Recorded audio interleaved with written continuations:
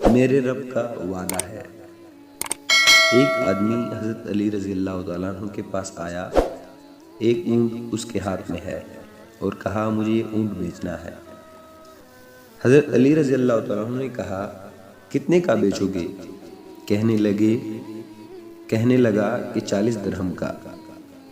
حضرت علی رضی اللہ تعالیٰ عنہ نے کہا ارے بھائی، ادھار کا تو میں خریدار ہوں، نقد دینا چاہتے ہو تو کسی اور کو دے دو اور ادھار میں لے سکتا ہوں۔ اس نے کہا بالکل میں تیار ہوں، آپ لے لیں۔ کہا کہ یہاں باندھ دو۔ وہ آدمی اونٹ باندھ کر اپنے گھر چلا گیا۔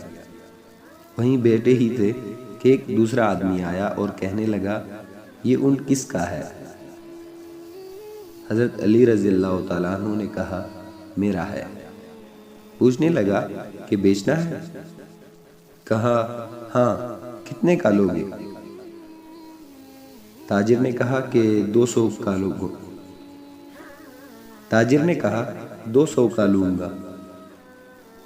اس وقت 200 درہم دیے اور اونٹ لے کر چلا گیا، اور حضرت علی رضی اللہ عنہ نے 140 درہم اس کے گھر بھجوائے اور 30 درہم ہاتھ میں لے کر مسکراتے ہوئے گھر میں آئے اور حضرت فاطمہ رضی اللہ تعالیٰ عنہ کے سامنے رکھے اور کہا تیرے رب کا جو وعدہ ہے، جو ایک دے گا میں اس کو 10 دوں گا۔